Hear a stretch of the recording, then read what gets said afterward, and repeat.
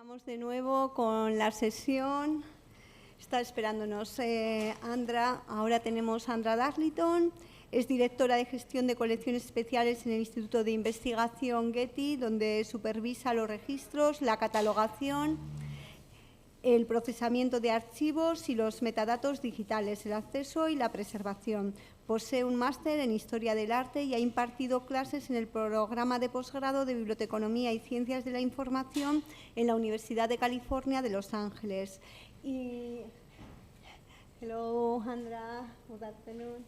Y agradecerla especialmente porque le hemos hecho madrugar y mucho. Son las 7:15 allí en Los Ángeles de la mañana y para nosotros es un gran placer poder contar con ella y que nos explique los proyectos en los que está trabajando. Mil gracias, Sandra, y cuando quieras, encantadas. Okay. Bienvenida. Gracias, Elena. Y gracias por invitarme a participar en esta reunión y ahora hablo en inglés.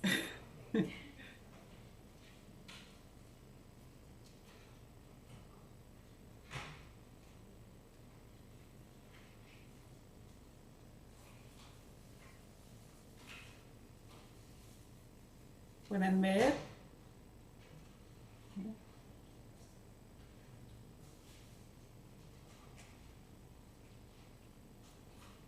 Today, I will give an overview of special collections at the Getty Research Institute with a focus on archives, and I'll present the GRI's approaches to managing the vast archives in our special collections, advancing local and global discovery, and facilitating connections across collections.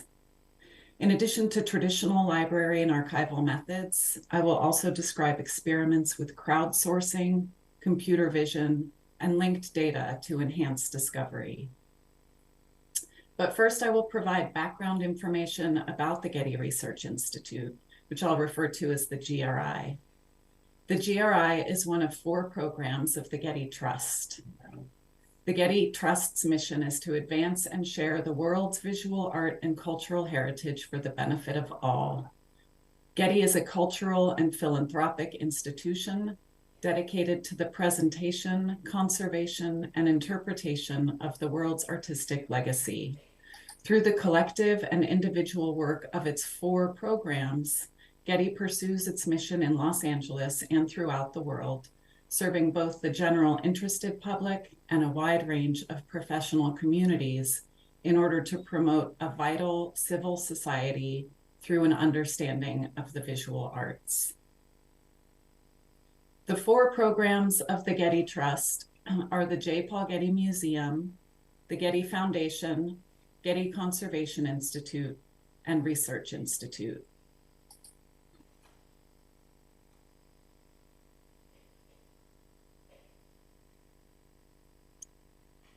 The museum has 2 locations, one at the Getty Center, which showcases European art and an international collection of photography from its beginnings to the present.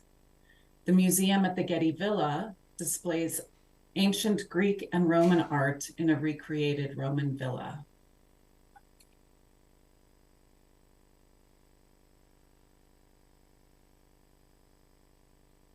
The Getty Foundation fulfills the philanthropic mission of the Getty Trust with strategic grant initiatives that advance greater understanding and preservation of the visual arts in Los Angeles and throughout the world. In 2019, the foundation awarded a grant to the Universidad Politécnica de Valencia to explore how a striking auditorium designed by architect Fernando Moreno Barbera can be updated to current safety and sustainability standards and reopened with a new function.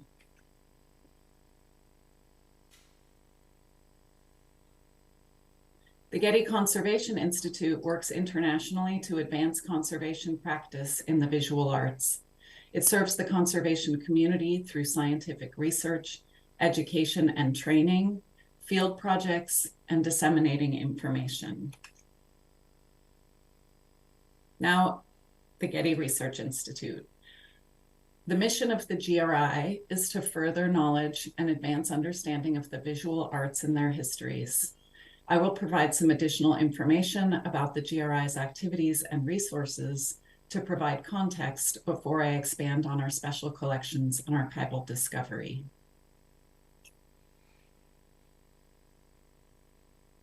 Every year since 1985, the Research Institute has welcomed scholars, artists, and other cultural figures from around the world to work in residence at the Institute on projects that bear upon its annual research theme. While in residence, they pursue their own research projects, make use of Getty collections, and participate in the intellectual life of the Getty Center and Getty Villa. This year's theme is art and migration, and we will have 40 scholars in residence over the course of the academic year. And next year's scholar theme will be art and technology. You can see the poster here.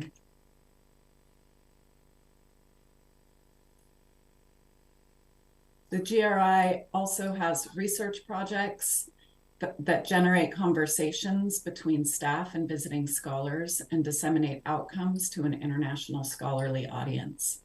Among them are digital art history projects that employ innovative technological methods, practices, tools, and outcomes. For example, a current project is exploring strategies for digitizing architectural models in our archives using 3D imaging and research applications for 3D images with a focus on models in the Frank Gehry archive. Outcomes of GRI research projects include exhibitions, publications, and workshops. The GRI has 2 to 3 exhibitions per year in its 2 gallery spaces. They feature GRI collections, and many of them travel to other museums throughout the country and internationally. Monographic exhibitions draw heavily on the GRI's archival collections. Pictured here are exhibitions about collector Jean Brown, who assembled a renowned collection that bridges Dada, Surrealism, Fluxus, and beyond. The exhibition about choreographer Yvonne Rainer, whose work has been foundational across multiple disciplines and movements, including dance, cinema, feminism, minimalism, conceptual art, and postmodernism. And on the right is an image of the exhibition about influential Swiss curator Harold Zeeman, which traveled to 3 European venues in 2018 and 2019. The GRI also regularly loans objects to exhibitions at other venues throughout the world.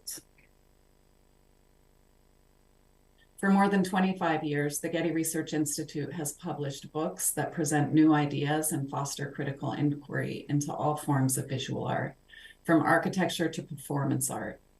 In addition to disseminating innovative scholarship, GRI publications also reproduce and interpret historical documents from archives and special collections, including volumes of previously unpublished letters and writings.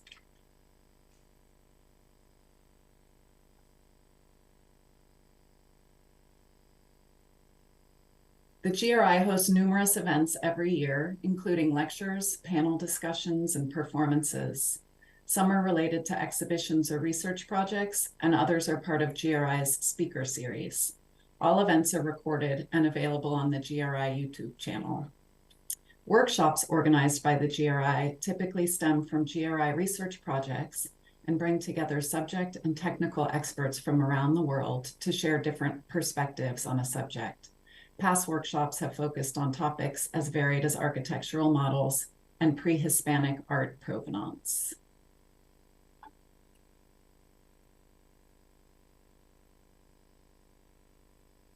The program for the study of collecting and provenance at the GRI promotes scholarship related to the history of collecting, provenance, art markets, and display around the world.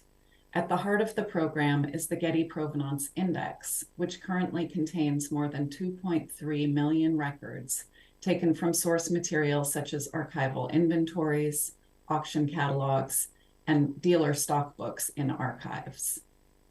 The Provenance Index has long been used to support research about the provenance of individual art objects. Now it's being published as linked open data to facilitate research on aggregated data that reveals patterns in the art market, shifting taste and values, and the flow of cultural objects through time and space. Getty vocabularies contain structured terminology related to art and architecture. Compliant with international standards, they provide authoritative information for catalogers, researchers, and data providers. The Art and Architecture Thesaurus,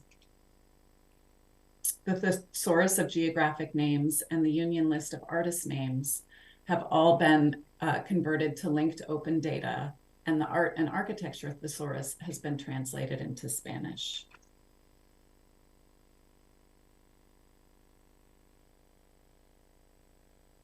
The Getty Research Library focuses on the history of art, architecture, and archaeology with relevant materials in the humanities and sciences. The range of the collections begins with prehistory and extends to contemporary art. Presently, the collections are strongest in the history of Western European art and culture in Europe and North America. However, in recent years, they have expanded to include other areas such as Latin America, Eastern Europe, and selected regions of Asia. The general library collections include 1.5 million volumes of books, periodicals, and auction catalogs, and almost 400,000 volumes of periodicals in electronic form. The literature of art history, the methods and materials of artistic production, and conservation are core areas of the holdings. Most books are stored off-site, but we do have browsable stacks for reference materials and recent acquisitions. The library has more than 12,000 active users, and in 2019, the library circulated more than 69,000 books, fulfilled 14,000 interlibrary loans to users at other institutions, and fulfilled 16,000 reference requests and questions for requesters around the world. I gave you 2019 statistics because they dropped during this pandemic, but the numbers are increasing again.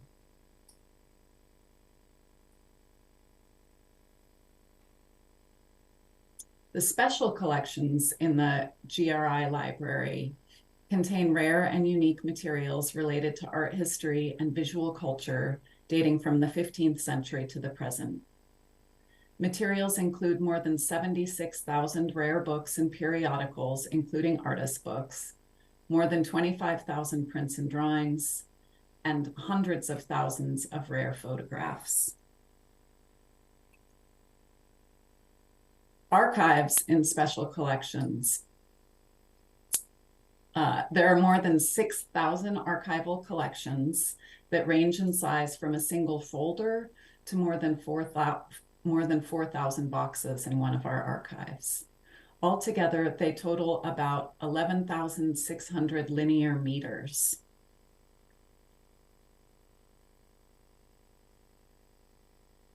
Included are the archives of artists, photographers, architects, art historians, curators, critics, collectors, dealers, and galleries. Although the archives are mostly paper, they include a wide variety of materials, more than 20,000 video and audio recordings, almost 1,000 film reels, about 550 architectural models, some of which are too large to even fit in the door at the GRI and have to be stored off-site, and more than 40 terabytes of born digital content in the archives.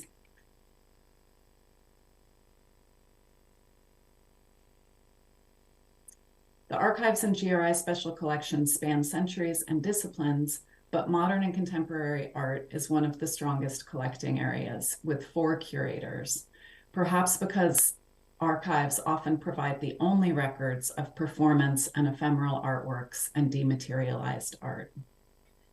The GRI acquires a wide range of archives, but one of the requirements is that every new acquisition must be related to existing holdings. While individual archives are crucial to focused art historical research, considered together, They offer broad views of artistic influences and movements, social networks, and the art market. In this way, the archives build on each other and can be seen in dialogue with each other. In some cases, two archives contain two halves of a correspondence between artists. They trace the exchange of ideas and document networks of influence. And sometimes they fill in gaps in documentation. For example, here we have a photograph of a 1978 performance by the Los Angeles feminist art group, The Waitresses, and the actual dress worn during the performance. The dress is in the archive of the group, The Waitresses, and the photograph is from a different archive of a photographer who documented the performance. Both archives are in our holdings.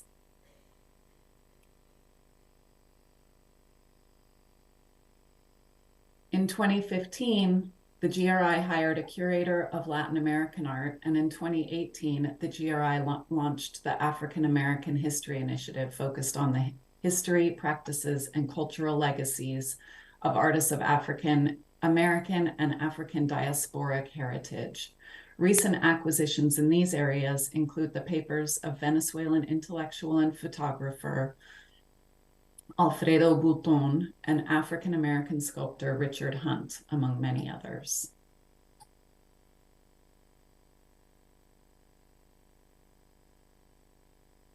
The GRI provides access to archives in the Special Collections Reading Room. It accommodates 12 researchers at a time, fewer if they need to consult oversized materials such as prints and architectural drawings.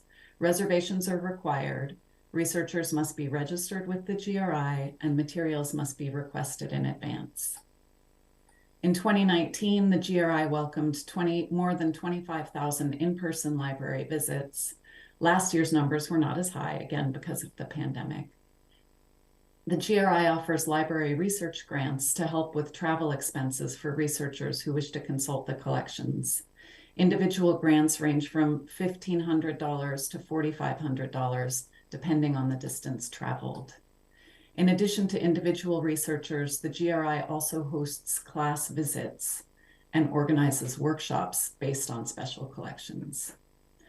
Most of the classes are from local schools and universities, but we have also hosted international classes, including an annual summer school from Australia. In 2019, the GRI hosted 132 classes and seminars. We recently reopened for class visits after pausing during the pandemic.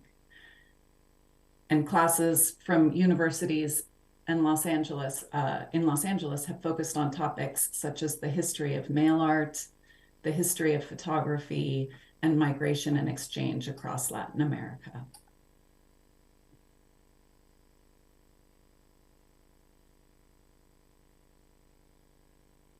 The GRI expands access to global audiences through digitization. In 2013, Getty launched an open content program that makes high-resolution images of public domain objects freely available without restrictions to advance the research, teaching, and practice of art and art history. The GRI is systematically digitizing all public domain books, which can be found in the Getty Research Portal, along with contributions from 46 other libraries and museums, including the Universidad de Málaga. We also have workflows to systematically digitize small acquisitions of photographs, prints, drawings, letters, and other archival documents in the public domain. We have a robust mass digitization program as well for our larger collections. Digital access is provided through a number of discovery platforms, including the GRI's own website, the Getty Research Portal, and aggregators such as the Internet Archive, HathiTrust, and the Digital Public Library of America.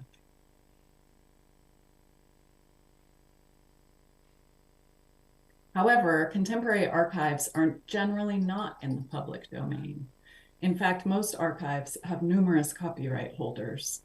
In artists' archives, the individual artists or their estates typically hold the rights to their own work.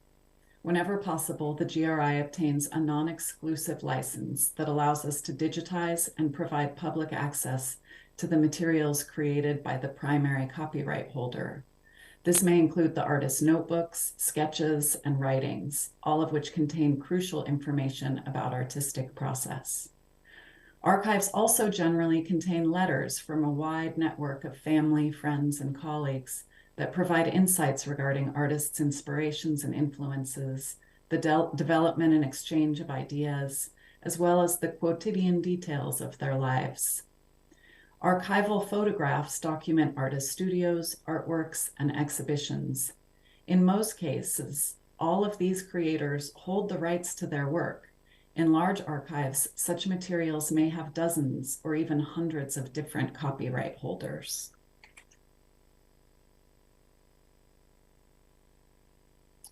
Although it is not feasible to seek permission from all of the rights holders represented in our contemporary archives, the GRI has had success providing public access to some significant digitized content with third-party rights holders by collecting the archives of individuals within the same artistic network.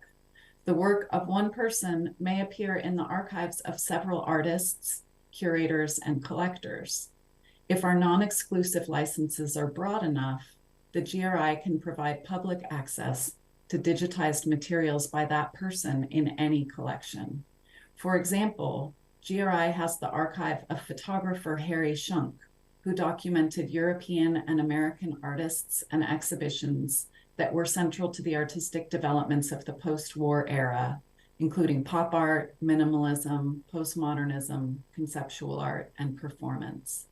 Because the GRI also has the archives of several artists and curators with whom Shunk worked, we've been able to provide access to Shunk images related to exhibitions organized by Harold Zaman, for example, whose archive is also at the GRI.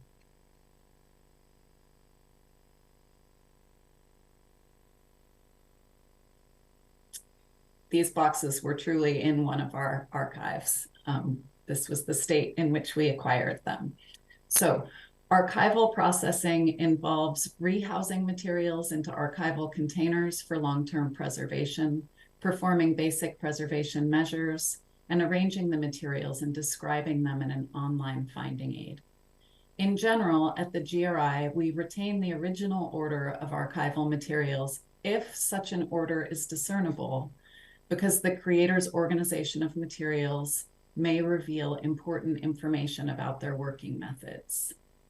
Context is critical to understanding documents that may only have meaning in relation to adjacent items in the archive. However, there is no need to retain original disorder, and archivists may move misfiled items in the absence of a discernible original order. In those cases, archivists will arrange materials in a way that facilitates their use and management. Either way, it is important for archivists to document any interventions or indicate when the collection is in its original order. In compliance with national standards, the GRI takes a hierarchical approach to describing archives in online finding aids, starting with a general description of the whole, then proceeding to its component parts. Hierarchical description allows archivists to efficiently describe a large volume of materials and represent them within their broader archival context. The collection-level description summarizes the scope and contents of the archive, provides historical context about the creator and key contributors, and identifies the major subjects and material types represented in the collection.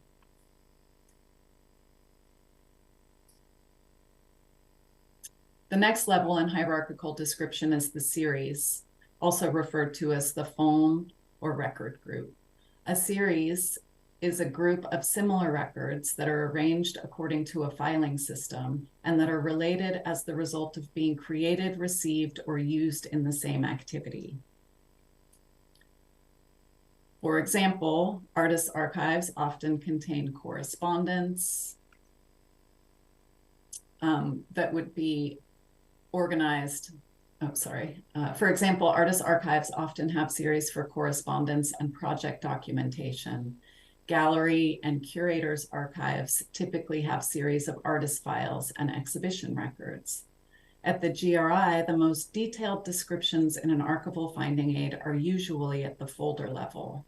The description of a folder of correspondence will typically have the name of the correspondent and the date range. It does not list the individual dates or the subjects of each letter. A folder of exhibition records will have the title and date of the exhibition with little additional information. In most cases, folder level description is sufficient for managing and providing access to archives, but it does not support search and discovery of individual items.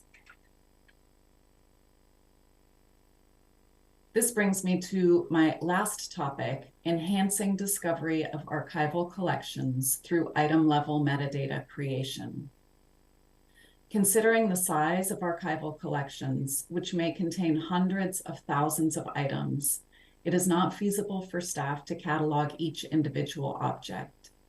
Instead, to support item-level search and discovery, the GRI has experimented with enhancing metadata using crowdsourcing and technological solutions. In 2017, the Digital Art History program at the GRI undertook a project called Mutual Muses with the goal of producing transcription data for approximately 2,300 letters in the archives of feminist artist Sylvia Slee and her husband, the critic Lawrence Alloway. Dated from 1948 to 1953, before the couple's marriage, the letters trace the early stages of their respective careers and intertwined personal lives in post-war in England. Utilizing Zooniverse, an open source platform that facilitates collaboration between volunteers and researchers working on data collection research projects, the project allowed participants to engage with the collection content and contribute directly to metadata creation. The response among volunteers was enthusiastic, and the transcription work was completed more quickly than anticipated, resulting in multiple transcriptions for each document. Using code designed to efficiently compare the overall similarity of the transcriptions, they were vetted and one version was selected without requiring human analysis. In 2020, during the early days of the COVID pandemic, the GRI launched more crowdwork projects to engage in Getty employees who were working from home. This time, the Zooniverse platform was used not only for transcription of artists' letters, but also for an experiment in crowdsourced classification of photographs. For the classification project, participants were asked to identify people and artworks in Harry Shunk photographs of the opening reception for a 1970 exhibition called Software at the Jewish Museum in New York. By using a controlled list of names and artworks based on the exhibition catalog, the project ensured consistency and minimized the work required to validate the classifications. Also during the pandemic, the GRI experimented with another transcription platform, which allows for crowdsourced review and revision, as well as initial creation of transcription. This was the platform called From the Page, developed by the Smithsonian. By asking volunteers to review each other's work, From the Page reduces the amount of staff time required to vet the transcriptions.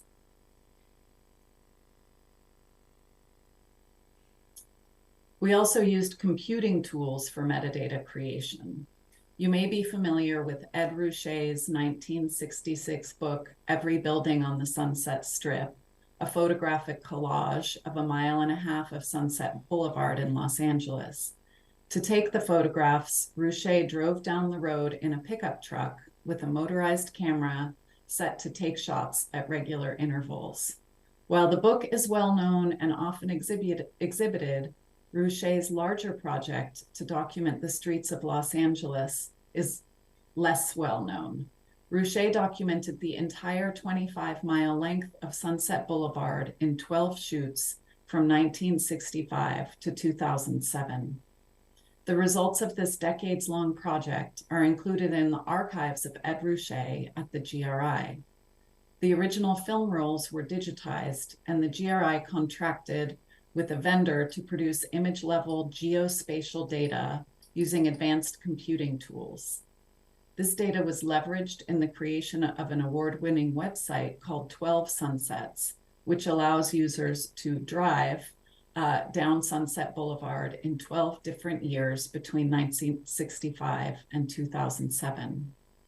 Optical character recognition and computer vision were used to generate additional image-level metadata that enables users to search by address, the words on signs, and general subjects, and to compare more than 65,000 photographs of this key urban thoroughfare.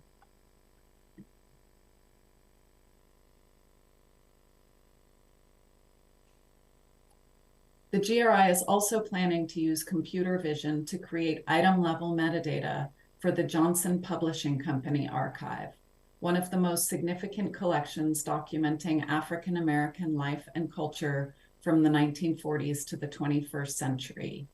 The collection is co-owned by the GRI and the Smithsonian National Museum of African American History and Culture. The two institutions share stewardship responsibilities and are collaborating on a 7-year project to process, conserve, digitize, and provide digital access to more than 4 million photographic images. Once the photographs are digitized, computer vision can be used to identify the photographer's stamps on the versos of the prints, and perhaps to identify subjects and transcribe the handwritten annotations that provide publication information and additional details about subjects and dates.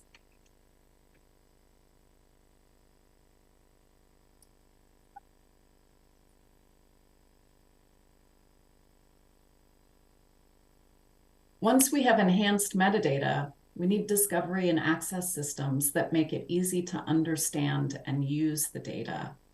Online archival finding aids are often displayed in a linear format that resembles their paper predecessors. Users scroll through them as they would page through a printed document. The Getty's new Research Collections viewer offers a visual way to browse and research archival collections. Now online in an initial release, the viewer provides a more dynamic interface that allows users to browse finding aids and associated digital content in one place. In addition to connecting the finding aids with the digitized materials, the Research Collections viewer also makes connections between archival materials themselves by leveraging linked open data standards. Users can navigate relationships between people and organizations represented within and across collections. The viewer was launched with only a few finding aids for testing purposes, and more will be added in the coming months. So I will leave you with that view of our future of enhanced discovery of archival collections. Gracias.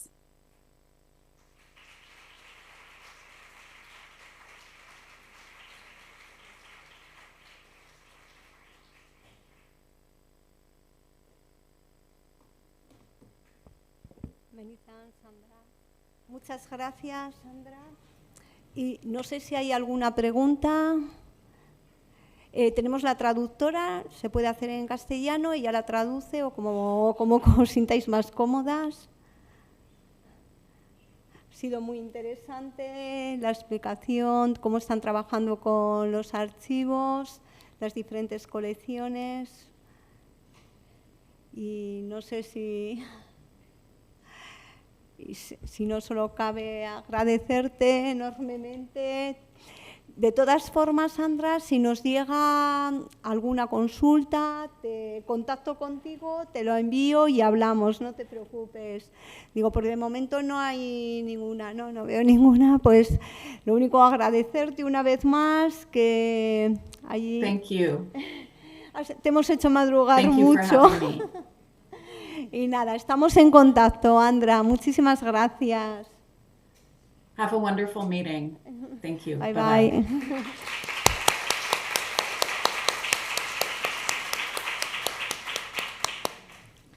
Bueno, pues seguimos. Y ahora tenemos con nosotras Ana Martí Testón, Profesora e investigadora en la Universidad Politécnica de Valencia, pertenece al Departamento de Comunicación Audiovisual, Documentación e Historia del Arte y al Instituto de Diseño y Fabricación. Cuenta con un doctorado en Industrias Culturales y de la Comunicación, un máster en Gestión Cultural y un máster en Fotografía. Es licenciada en Bellas Artes.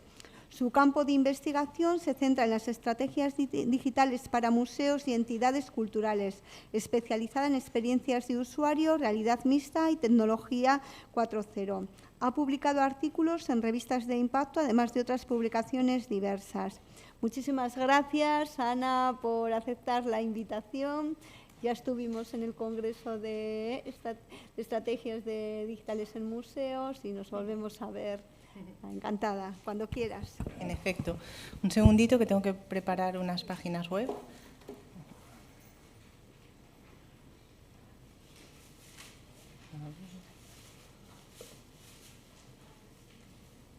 No me veis. ¿Me dais tiempo a prepararlo?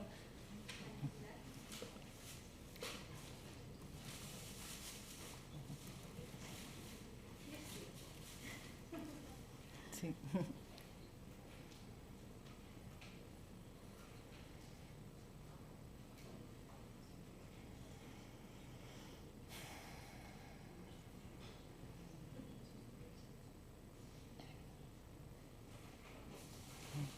¿Y aquí?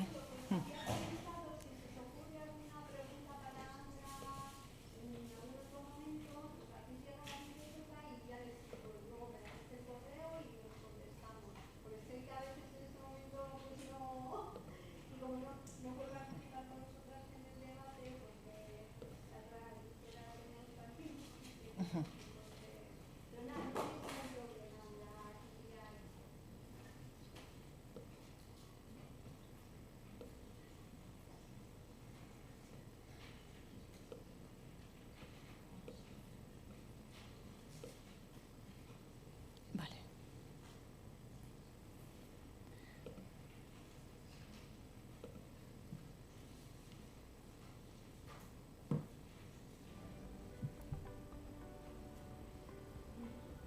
Vale, empezamos. Buenas tardes. Gracias a todas y a todos por estar aquí. Gracias a Elena por la invitación y estoy muy ilusionada de poder estar aquí en esta jornada de documentación que ya lleva la 11ª edición y esperamos que pueda seguir, y con todos los esfuerzos que se están haciendo es impresionante. La verdad es que encantada, y en un museo como este, ¿no?, que también admiro mucho. Bueno, soy Ana Martí, como decía Elena, soy profesora en la Universidad Politécnica de Valencia y he venido a hablaros sobre técnicas de presentación y visualización, disfrute de fondos digitales de museos e instituciones culturales, un poco cómo compartir y disfrutar todos los fondos que ya están digitalizados, ¿no? No voy a hablar tanto de procesos de digitalización como ya más centrarnos en lo que pueda ser el disfrute o la contemplación de estos fondos. Yo soy profesora de fotografía, vengo de un departamento un poco ecléctico, estamos mezclados entre documentación, historia del arte y comunicación audiovisual. Yo soy más de la parte de comunicación audiovisual. Mi formación es más de fotógrafa, pero en un momento dado empecé a trabajar con digitalización de colecciones de fotografía, cuando hubo todo el auge de Europeana, de los fondos europeos que vinieron para digitalización, y a partir de ahí empecé a entrar en contacto con lo que eran colecciones de museos. Hice ya mi doctorado, la tesis doctoral sobre museografía 4.0, estrategias de comunicación para procesos inmersivos y en lo que pueda ser la exploración del propio patrimonio. Y a partir de toda la trayectoria que ya llevaba con este tiempo, pues nació un proyecto que es REMED, que ahora os contaré un poquito más de él también. Es un poco para que entendáis de dónde viene el proceso y un poco la relación con las jornadas en las que estamos, porque yo vengo más del área de comunicación. Y, en efecto, lo que sería la museología 4.0 o la museografía, porque al final todo es lo mismo, bueno, son procesos que se pueden mezclar. sería un poco cómo incorporamos la tecnología digital actual, que está de la realidad virtual y aumentada, de la inteligencia artificial, de las bases de datos, de los metadatos, de todo lo que en la sociedad en la que estamos, cómo todo eso confluye en el museo y cómo el museo se debe adaptar para adquirir estas tecnologías de una forma, lo que nosotros buscamos sobre todo, muy naturalizada, es decir, que no suponga la tecnología una barrera para la contemplación o disfrute de los fondos patrimoniales y que a la vez suponga un valor añadido, ¿no? Porque muchas veces la tecnología se ve como algo forzado, como algo que viene y que viola, que disrumpe, y nosotros un poco lo que hacemos desde el grupo de investigación en el que estoy es trabajar por favorecer, ¿no?, el uso de todas estas tecnologías sin que tenga que ser hiriente o rompiente. Bueno, con todo esto, en plena pandemia, nos encierran, nos cerramos en nuestras casas, cierran los museos, las bibliotecas, todo, y nos encontramos en casa y nosotros como investigadores de la universidad decidimos arrancar, recolectar datos para ver qué estaba pasando con la pandemia, con los museos sobre todo, y a partir de ahí, en vez de solo recoger información, decidimos también ofrecer. Somos un departamento de comunicación audiovisual, tenemos mucho conocimiento de comunicación, redes sociales, edición de vídeos, etcétera, etcétera, y vimos que podíamos aportar en ese sentido y empezamos a hacer, invitar a los museos a ser parte de nuestra red. En marzo de 2020 arranca este proyecto en pleno confinamiento con 125 socios de España, de museos españoles, y a día de hoy ya tenemos más de 1000 asociados de España y América Latina, sobre todo. Son profesionales del campo de museos que están interesados en conocer estrategias digitales para comunicarse entre ellos. La mayoría, os puedo decir que el 80% de los museos que forman parte de la red son museos pequeños y medianos. Eso es lo que le da el poder a REMED, la unión de gente que trabaja en instituciones pequeñitas, que tienen muy pocos recursos y que precisamente el estar en contacto con otras instituciones parecidas o ver qué se puede estar haciendo les ayuda a, y sobre todo en un momento tan crítico como fue la pandemia, pues estuvimos ahí para apoyar y para apoyarnos los unos a los otros, ¿no? También, para ver que lo que estábamos sufriendo lo sufrían otros. Uno de los objetivos de REMED, de la red, era consolidar este conocimiento a medio y largo plazo y establecerse como una red que pueda continuar en el tiempo, y entonces decidimos lanzar el Congreso CIMED, que lo tenéis ahí abajo, que este año ha hecho su segunda edición. Es un congreso que lanzamos a nivel internacional para tratar temas de la entrada de lo digital en instituciones culturales y sobre todo en museos. Haceros socios de REMED es gratuito, si no lo habéis hecho, hacerlo ya, meteros en la web. Solo hay que rellenar un formulario y decirnos que estáis relacionados con tema de patrimonio o con tecnología o con museos, y os daremos de alta. Y entonces hemos hecho un grupo de Teams donde hacemos las reuniones virtuales, donde mantenemos informados con nuestras newsletters, etcétera. O sea, nosotros hacíamos encuentros semanales, empezamos haciendo encuentros semanales durante la pandemia, y posteriormente estos encuentros se hicieron cada vez como mini congresos, los empezamos a hacer mensuales, ahora los hacemos cada 2 o 3 meses, son temáticos, hemos trabajado tema de visitas virtuales, de vídeos en directo en redes sociales relacionados con comunicación también, pero también hemos hecho, por ejemplo, un día específico de tecnología y accesibilidad en museos, otro día específico sobre podcast y cómo poder utilizar los podcasts desde museos, etcétera. Entonces, vamos sacando temáticas, esto es gratuito y la gente viene. El CIMED ya sí que es un congreso más institucional, pero bueno, funciona muy bien porque, por ejemplo, este año hemos lanzado experiencias, viene gente de museos a contarnos qué experiencias están haciendo, y eso ha sido impresionante porque ha tenido mucha acogida de gente que ha visto qué están haciendo los demás, eso que no solo traemos al Museo del Prado para que nos cuente cuál es su estrategia digital, sino que el museo de no sé dónde, por ejemplo, el Museo del Salwes, que está cerca de Barcelona, se llevan un premio por la estrategia digital que están haciendo, ¿no? Y cómo lo están trabajando, cómo pueden estar haciendo un videojuego, un museo, etcétera, etcétera. Entonces, esa ha sido un poco la clave del éxito y esperamos que siga y se mantenga. Es importante deciros que REMED está coordinado por un equipo de 13 personas que están trabajando semana sí, semana también en este proyecto y de una forma totalmente altruista. Nadie cobra, nadie cobramos por estar ahí en Remed y sobrevive gracias al esfuerzo de la gente que cree en este proyecto. Entonces, no, tampoco tenemos subvenciones y nos mantenemos gracias al espíritu de seguir y yo, por mi parte, por ejemplo, pues gracias a lo que recibo como investigadora. A partir de todo esto, también estamos planteando ahora HUME, un hub de museología experimental, del cual soy directora también, donde junto con Adolfo Muñoz, que es el codirector de Remed también, hemos decidido hacer una parte más material, aprovecharlo más para investigación, que es lo que hacemos nosotros, y crear una plataforma abierta a museos, a profesionales de museos y museos, a empresas que estén desarrollando tecnologías del sector y investigadores e investigadoras de otros centros, de otras universidades, que tenemos un laboratorio de realidad extendida, con gafas, con aparatos, con ordenadores potentes para hacer animación y videojuegos, y los ponemos al servicio de los proyectos que puedan surgir a partir de ahí, ¿no? Queremos experimentar, queremos colaborar con otras entidades y estamos abiertos y abiertas. Todavía no lo hemos inaugurado, pero estamos a punto. Pero bueno, vamos a meternos en el tema de la conferencia o de la charla. La tecnología ha venido para invadirnos, se ha masificado, el metaverso ya está aquí, lo ha dicho Zuckerberg, y los museos pues, y las instituciones culturales lo tenemos que asumir o no. Vamos a ver cómo lo vamos a ir digiriendo. El caso es que es una realidad disruptiva, de alguna manera, estas tecnologías, que han venido para quedarse y nos ofrecen otras realidades. Una realidad que puede venir a transformar la sociedad y la información en la que estamos, la información cómo se nos presenta.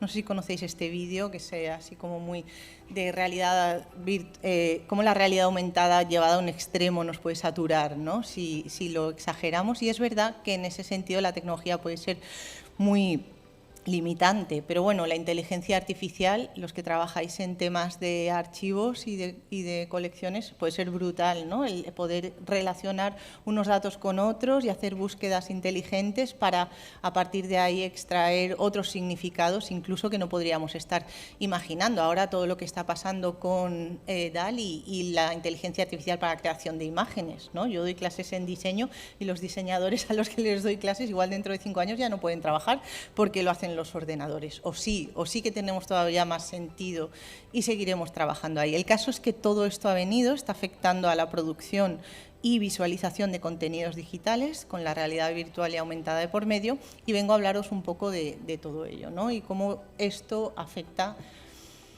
al patrimonio y al esfuerzo que se ha hecho en la digitalización. Hemos hablado hoy de digitalización de colecciones, ¿no? Hemos hablado del reto de hacer de conservar estos datos, de introducirlos. Se han hecho esfuerzos ingentes, se han gastado mucho dinero en digitalizar y mucho tiempo también. Durante los últimos 10 años, muchas instituciones culturales han apostado por la digitalización. Antes de la pandemia ya se apostó por ello y se ha trabajado por conseguir que esto realmente llegue. Ahora, lo que yo me pregunto, y os pregunto aquí, y creo que quizá luego lo podemos debatir en las cuestiones de debate, es realmente este esfuerzo en la digitalización, más allá del campo de la investigación, que estoy a 100% de acuerdo que eso va a llegar y está, ¿ha tenido un rédito para la sociedad? ¿La sociedad lo está aprovechando? ¿Cómo se está aprovechando estos fondos digitalizados? ¿Realmente tiene un disfrute por parte de la sociedad o no? Bueno, pues un poco de esto venía a hablaros. Hay instituciones que van a la delantera en este tipo de estrategia, ¿no? De estrategia digital o de comunicación de colecciones. Tenemos el Smithsonian, una colección brutal que ya se ha digitalizado en su mayoría, no sé exactamente ahora qué número tienen de digitalización de su colección, pero sí que han gastado y se han focalizado en cumplir este objetivo. El Rijksmuseum fue uno de los primeros museos de arte en digitalizar toda su colección y ponerla en abierto al público. Claro, ellos lo pueden hacer, son un museo de arte que no es contemporáneo, pero bueno, sí que son procesos que han ido pasando y este tipo de instituciones son un poco quienes están en Eso, el Smithsonian tiene digitalizados 2,2 millones de objetos de una colección de 138.000 millones. Claro, les queda, es lo que hablaba hoy también de la Biblioteca Nacional. ¿Cuántos años faltaría para digitalizar realmente todos los fondos de la Biblioteca Nacional? Pues bueno, en esos proyectos estamos, no acabaríamos nunca. Con los cálculos que has dicho antes. Bueno, el caso es que estamos en ello y ya tenemos muchos datos digitalizados. Estamos en el proceso de digitalización todavía, pero ya hay mucho hecho, hay mucho digitalizado. Vamos a ver qué podemos hacer con ello. ¿Qué podemos hacer? Pues, por ejemplo, el MarChive del Victoria Museum de Australia han hecho una base de datos en 360, que luego os explicaré un poquito más, para poder ver todos los datos de la colección in situ, pero de una forma un poco más dinámica. O conocéis el Google Art Project, ¿no? El proyecto de Google, donde también han invertido en hacer visitas virtuales a instituciones, etcétera, etcétera, etcétera. La gente lo usaron durante la pandemia, ¿no? Durante algunos días. Esas audiencias, las audiencias online, las audiencias que están al otro lado del museo, que vienen y visitan nuestra página web, ¿qué están consultando? ¿Por qué vienen? ¿Por qué entran? O sea, y además existen, porque hasta antes de la pandemia yo creo que para muchas instituciones prácticamente eran obviables. Contaban a las visitas presenciales y las visitas virtuales prácticamente no eran tan importantes. A partir de ahora, cada vez más las visitas virtuales sí que tienen un peso y por ellas hay que hacer un esfuerzo, ¿no? Un esfuerzo de poder compartir y explicar. Lo que pasa es que muchas de estas colecciones, y voy a ser crítica, os voy a meter caña, están planteadas como muy jerárquicamente, como si fueran bases de datos, ¿no? De documentación, de documentalistas quizá. Yo vengo de la comunicación, soy de la otra rama, pero si esas relaciones que tenemos abajo mucho más de raíz, con todo lo que viene ahora con la inteligencia artificial, si podemos generar esas relaciones más improvisadas entre los datos, podríamos conseguir algunas relaciones que ni hemos pensado, ¿no? Mucho menos jerárquico. Y a partir de esas relaciones podría llegar experiencias que no habíamos pensado.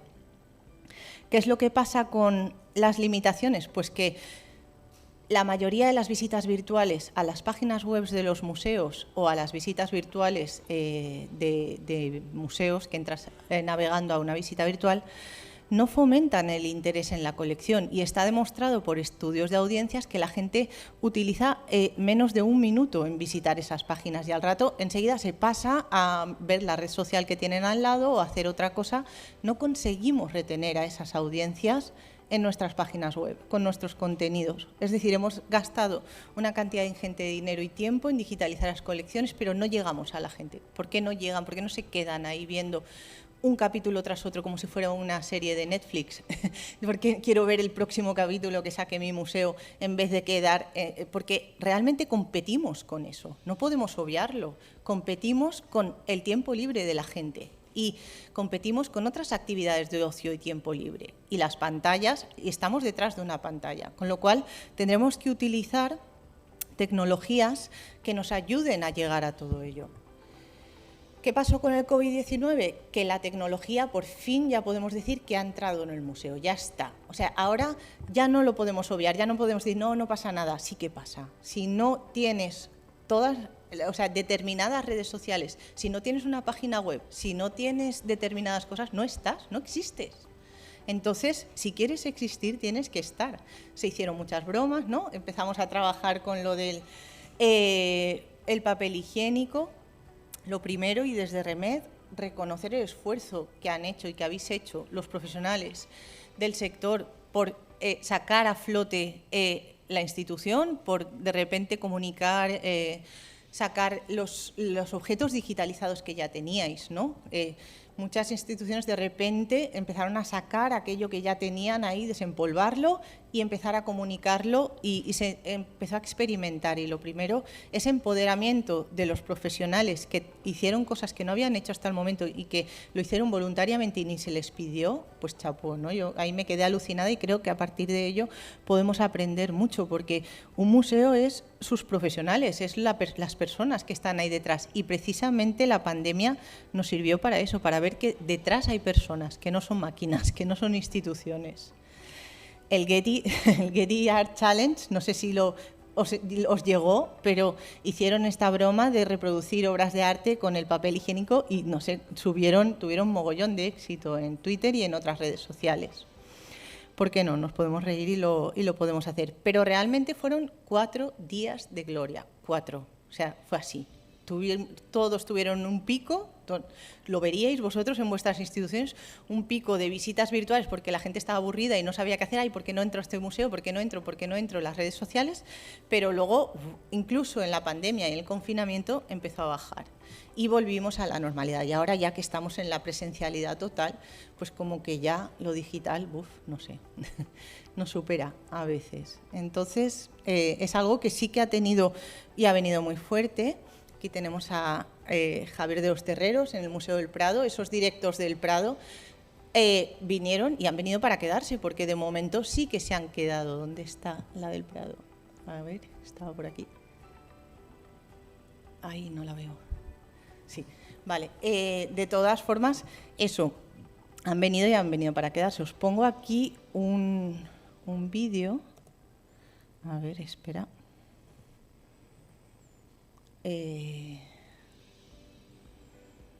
Aquí. Un pequeño vídeo de uno de los directos que hacían en pleno confinamiento. Hoy estamos, con una de las conservadoras. Aquí. Espera. Perdón. Cuestiones técnicas de la vista del moderador, pero para que lo veáis un poquito mejor. Vamos con los directos aquí en el Museo del Prado, hacia un directo. Hoy estamos, con una de las conservadoras esta serie que explicaba estamos realizando obras. de vídeos desde casa, ya que el museo permanece cerrado. Y vamos a contar con la presencia de Leticia Azcue, que es la jefa de conservación de Escultura y Artes Decorativas del Museo del Prado. La jefa de Conservación de Escultura y Artes, hacerlo así, es que han editado un poquito el vídeo y entonces está el conservador hablando y luego te sacan planos de las obras en el propio museo, vuelven al plano donde está el conservador o la conservadora en su museo. Aquí han decidido partir la pantalla, ella te lo está contando. Yo esto lo hice para documentar, iba grabando qué pasaba con las redes sociales de distintas instituciones, porque era un momento un poco inédito, para ver luego qué quedaba, qué iba pasando. Y me parecía curioso o incluso del Rijksmuseum, que no sé si lo seguís en redes. ¿Por qué en el Rijksmuseum sale este comisario hablando desde su bici? Curator of the History Department at the Rijksmuseum. This cycling trainer was delivered yesterday. Already in the first week of my working from home, I ordered this device to stay at least physically fit. And it works fine. Eso nos dice que se compra una bici estática para estar en forma y nos va contando una obra, pero es que luego nos lo animan. The ship got stuck in the ice soon after they had rounded the northern tip of the island of Novaya Zemlya. Now the route back home was blocked and they decided... Hay una pequeña producción audiovisual ahí, ¿no? Han animado el vídeo del mapa, han decidido trabajar ese tema, lo sacan a él con su webcam, el audio es malo porque se oye mal, porque está con su bici estática en casa, porque estábamos todos confinados, pero funcionó bien. Fijaros, es abril de 2020, pero realmente lo que a mí me encanta de esto es ver al curator en chándal encima de la bicicleta estática. O sea, no solo hemos descubierto que existen personas detrás de de esta institución, sino que encima van en chándal y hacen bicicleta estática, igual que yo podía haber hecho en el confinamiento. Son humanos, ¿no? Hay humanos detrás de los museos. Y realmente esto es el poder que tiene y el poder que se debería ahora aprovechar a partir de la pandemia, el empoderar a los profesionales de estas instituciones y decir, hay personas aquí detrás. Y esa es la gracia de los directos del Prado, que va el Javier de los Terreros entrevistando a los conservadores y a los restauradores y haciéndoles entrevistas por los pasillos para realmente comunicar que el museo está humanizado, que existen personas ahí detrás. No sé si conocéis la Galería Uffizi y su TikTok. ¿Lo conocéis? No, es un museo... a ver si funciona internet. Sí que lo veis, ¿no? Sí. Es un museo que era bastante anticuado, digamos, porque tenían este estigma de que su media de visitantes, la edad media de los visitantes era 50 y pico, casi 60 años, ¿no? Y entonces decidieron cambiarlo, querían acercarlo a la gente joven y contrataron a una chica y a un diseñador, un equipo de 2 personas, para que les llevaran el canal de TikTok. Y entonces se dedican a hacer bromas, vídeos muy de broma, con las obras del museo por determinados temas.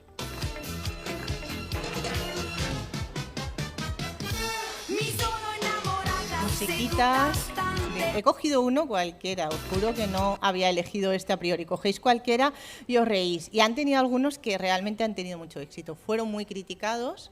Fueron criticados porque había mucha gente... Los museos son instituciones tradicionales y entonces que de repente aquí nos pongamos a hacer bromas con los TikToks, pues sentó mal. Pero sí que funcionó. Realmente muchos aumentaron, no sé si en 300%, o sea, una burrada, los jóvenes que iban porque es que tenían 4 gatos y ahora sí que el 20% de las visitas eran de gente joven y empezaron a ir físicamente al museo gracias a los TikToks. Con lo cual sí que podemos, mediante todas estas estrategias, llegar a ese tipo de públicos. Realmente hay una oportunidad para vincularnos con las audiencias gracias a las tecnologías digitales. Vamos a aprovechar la tecnología para vincularnos con las audiencias. Está ahí para eso. Realmente si tiene que tener un significado también el museo es para esto. Vamos a hacer que eso llegue. Pero ¿qué retos tenemos? ¿Cuáles son los problemas que me vais a decir que tenemos? Vale, pero ahora vamos a la realidad. ¿Qué pasa?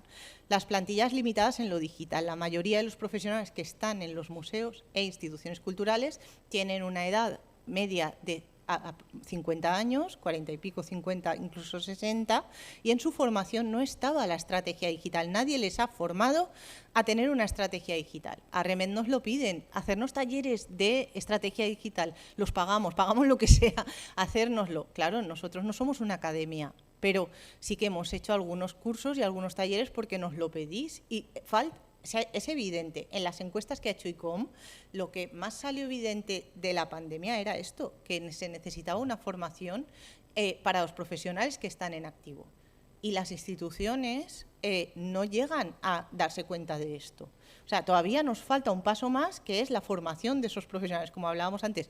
No hay que tirarlos a la calle, hay que formarlos, hay que saber reorientar ese potencial, porque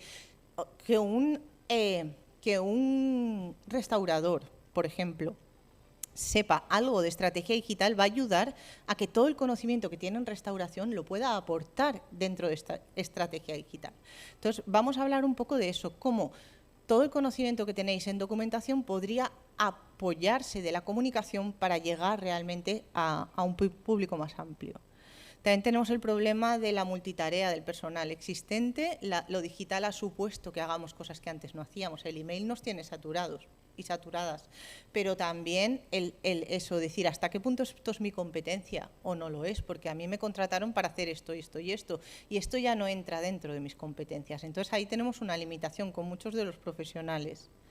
La fobia a lo digital y los prejuicios. Muchas instituciones culturales y en el mundo del arte, que es de donde yo vengo, todavía más, ¿no? Lo digital está visto como algo, los raros estos de la informática y los videojuegos y 4 gatos más. Y a mí que me dejen con mis catálogos, con mis publicaciones, mis libros, mi investigación académica, ¿no? Más científica. Y lo digital está visto como algo que puede menospreciar, ¿no?, el esfuerzo que hay por parte de estas instituciones. Y bueno, luego también tenemos muchos problemas con los derechos de propiedad intelectual, sobre todo en los museos de arte contemporáneos, y los tipos de colecciones. No es lo mismo una colección que otra. Pero sí que tenemos un potencial. El público ha descubierto el tema del digital en general, o sea, ya son híbridos, ya van con su móvil a todos lados, con lo cual esperan que este tipo de instituciones les den ese tipo de experiencias. Es que si ya me lo hace no sé quién, me lo hace la tienda de ropa, me lo hace no sé cuántas, no me lo va a hacer el museo. ¿Por qué no me lo va a hacer el museo si ya me lo están haciendo en todos lados? Y en lo que me voy a centrar hoy, sobre todo, es el potencial del storytelling. O sea, los museos, si tienen que ser algo, son storytellers, son narradores de historias. Esas colecciones tienen una capacidad impresionante para narrar, para contar. Fijaros, todas estas agresiones que está habiendo ahora sobre los museos son precisamente porque son entidades importantes, porque están ahí, la gente confía en ellos. Entonces, esa capacidad de narrar desde un puesto predominante, de alguna manera, con esa capacidad de institución que tiene, se tiene que aprovechar. Y luego la importancia de lo presencial, que lo digital no mina, no da problemas a lo presencial, es al revés, lo ayuda, lo hemos visto con el ejemplo que decíamos de las redes sociales del Museo Italiano, de la Galería Uffizi, ¿no? Realmente, con la estrategia digital conseguimos atraer a lo presencial y a lo real. Obviamente no es lo mismo un museo de arte que un museo de ciencias, y me daréis la razón. En cuanto a comunicación y difusión, por ejemplo, lo que decíamos, no digo que una de arte y una de ciencias, la de ciencias sea infinita, pero, por ejemplo, si entre una biblioteca y un museo, los museos tienen mucho más fácil la acotación de la colección. Una biblioteca tiene muchos más datos, bueno, depende de qué bibliotecas y qué museos, pero obviamente, por ejemplo, la mayoría de museos es una colección, las obras relacionadas, los datos relacionados con la colección, pero se digitalizarán antes los museos que las bibliotecas. Terminarán de digitalizar antes en todo ese proceso. La propiedad intelectual de las obras, lo que decíamos, es una limitación y es un problema que estamos teniendo. De hecho, por ejemplo, ahora hablaremos de Europeana. En Europeana se ha trabajado mucho por abrir los Creative Commons, pero también eso ha supuesto que se suban muchas imágenes sin miniaturas, y entonces ahí estamos encontrando un problema. Y bueno, cuando hablamos de museos de arte, pues tenemos que respetar al arte como un medio de expresión y comunicación, y esa relación íntima con la obra, del espectador frente a la obra, pues no es lo mismo que cuando estás en un museo de ciencias frente a un objeto que quizá puedes manipular o que sí que incita a otro tipo de procesos, ¿no?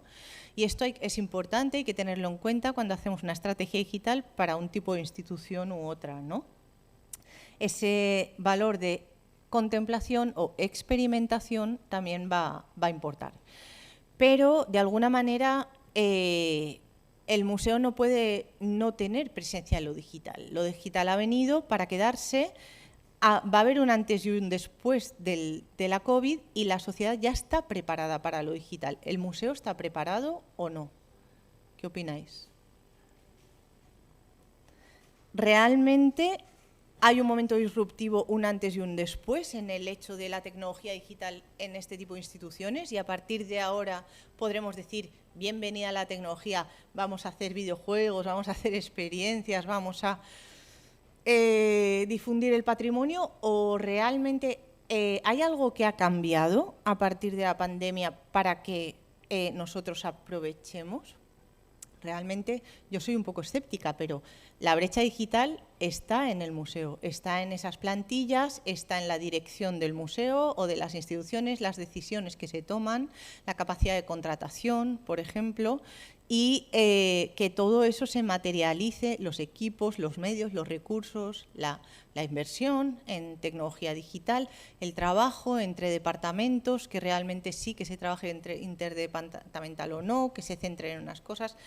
Esa brecha es con la que vamos a tener que trabajar y con la que seguíamos trabajando, pero realmente desde la pandemia sí que ha habido un poco de interés por todo esto moverlo. Voy a ver cómo voy de tiempo. Bien. Ay, perdón.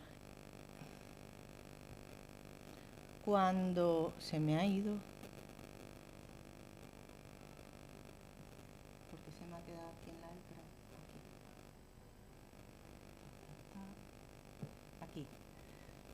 Vale, cuando vamos a Europeana, vosotros habéis ido a Europeana, ¿verdad? ¿Lo usáis? Cuando vamos a Europeana, y yo lo hago con mis alumnos de gestión cultural, doy clases en el máster de gestión cultural y doy temas de digitalización en museos y todos los años se lo digo, vamos a entrar en Europeana, venga, contadme, ¿qué encontráis? ¿Qué hacéis? Vamos a jugar. Ay, perdón, entras en Europeana y yo no tengo por qué tener ni idea de arte ni nada y digo, vale, wow, 50 millones de objetos, vamos a ver qué quiero buscar. No se me ocurre nada, voy a poner casa, es lo que os decía, ¿por qué no poner casa? Y me saca unas cuantas imágenes, ¿vale? Y otras que no tienen nada y un buscador a la derecha para que yo ponga información, pero es que no tengo ni idea de qué buscar. Yo, Ana Martí, investigadora de tecnología digital en museos con 2 másters, un doctorado, no tengo ni idea de qué buscar. A veces, es que quiero dejarme llevar, es que quiero que me enseñen, o igual sí que sé qué buscar, pero necesito un tiempo para encontrar qué es lo que yo quiero buscar. Entonces, yo no soy una investigadora de esta obra de no sé qué, sino que quiero que se me incentive para empezar a buscar. He puesto casa como podría poner zapato, como podría poner paisaje. Bueno, paisaje igual me salen más imágenes, vamos a ver, nos la jugamos. Sí, paisaje sí que es un poco más, pero realmente, mira, y ahí yo trabajé en un proyecto Europeana de daguerrotipos y salen bastantes placas, pero sí que falta ese storytelling. Han hecho exposiciones virtuales, han trabajado el tema de exposiciones virtuales, pero realmente se utilizan a nivel didáctico. Yo lo he utilizado a nivel didáctico en secundaria, con mis alumnos de secundaria vamos a hacer una exposición virtual sobre la mujer y nos ponemos todos ahí y eso es brutal. Para eso Europeana sirve muchísimo, para investigadoras e investigadores también, pero para el público en general disfrute, sinceramente no. Y yo he tenido reuniones con ellos, con una historia que nos pedían ayuda en Europeana para ver cómo, es que realmente les pasa eso, no saben qué hacer con todo. Han sacado proyectos y proyectos para ver qué hacer con esos datos digitalizados, no lo saben. Ahora, vámonos al Rijksmuseum. Parece que me paguen, ¿no? Pero no, tienen cosas buenas y malas, o sea, no tan buenas en cuanto a lo digital, pero sí que tienen una cosa muy buena y es su página web. Vale, entramos a la web de este museo, Rijksmuseum, y ¿qué me sale lo primero? Visita al Rijksmuseum, Stories. Lo han plantado aquí. Se han llevado un premio en Museums on the Web, precisamente por esta web, por este apartado de Stories. Son los primeros que lo han lanzado. Es la web que acaban de remodelar hace 3 meses, o sea que estamos de lo más nuevo. ¿Por qué ha tardado tanto en llegar esto? Y realmente va a llegar a más sitios. Vamos a ver qué es esto de las Stories. Si yo realmente vengo aquí y empiezo a ver y veo, ¿qué veo? Lo primero, pues imágenes a lo grande, a todo lo grande de la pantalla. Ya me están insinuando. Y cuando me meto aquí en Stories, que de hecho el otro día me aparecía directamente en la home, me van apareciendo, ¿veis? Han sacado como capítulos que van sacando semanalmente o mensualmente sobre temáticas de obras y entonces yo puedo también empezar a encontrarme esas historias. Me ha metido en el Stories, un segundito. Ahora, puedo ir buscarlas, pero antes de ponerme a buscar y buscar, ellos me ofrecen. Ese es el cambio de perspectiva que quiero proponeros. Ya me están ofreciendo, ya me están diciendo, explora esto. Vale, mira, veis aquí un nuevo episodio. ¿Un episodio de qué? Vamos a clicar y nos lo van contando. Tiene audios, tiene imágenes, van todo explicándolo y sobre todo podemos muchas veces interactuar, nos van sacando información, ¿veis? Con estos más. Es así de sencillo, es que no es tan complicado. Hombre, programar una web para que haga esto igual es una inversión, sí que es una inversión, pero el cambio de chip no es tan caro. El cambio de chip de decir, vamos a contar nosotros, vamos a contar una historia, vamos a narrar y nosotros somos los storytellers y tenemos que ir contando estas historias para que realmente llegue a la gente y vayan encontrando toda esta información. Realmente ellos ya han pasado la fase de digitalización y ahora ya están con todo esto del storytelling. Vale.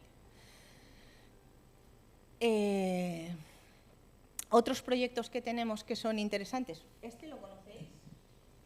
El Repensar el Guernica. ¿Qué es lo interesante de este proyecto?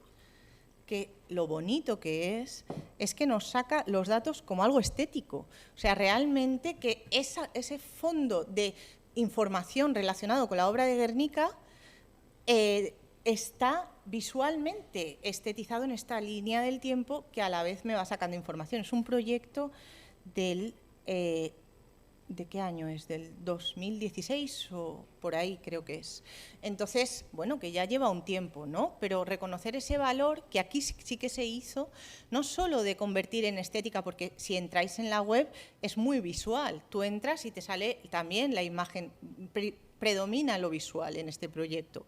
Vas pasando, vas haciendo scroll y vas pasando de unas pantallas a otras que te va explicando la obra de Guernica, incluso con algunos vídeos, entrevistas, etcétera, etcétera, ¿no? que lo puedes encontrar. O, por ejemplo, también, otro caso que quería contaros, el proyecto de Second Canvas, mezclado con el Museo del Prado. No sé si Yolanda está aquí, Yolanda Cardito, no, vendrá mañana. Sí que está ahí, está ya arriba, así que antes comentaba. No sé si esto lo lleváis vosotros también o es puramente del área de comunicación. Ok, porque sí que han trabajado con Second Canvas, que es una empresa española, MadPixel, que ha colaborado con ellos, y lo interesante de este proyecto es que sí que han cobrado una entrada, o sea, una entrada, un valor simbólico, que son 2,5 € para poder hacer estas visitas virtuales. Y he hecho un poco de trampa y os he grabado un pequeño vídeo de esta visita virtual para que lo podáis ver. Entonces, no sé si ahora me echaréis la bronca a los del Prado y dirán, no lo puedes enseñar, pero vale. Os enseño un trocito del vídeo de cómo es. Lo que me interesa que veamos aquí es esa narrativa, ese storytelling, para mí que estoy detrás de la pantalla, ¿vale? Entonces, ¿qué es lo que pasa cuando yo entro a esta visita virtual? Espera, que tengo que salir de la vista esta de moderado. Ahora. No, tenía que darle... Voy.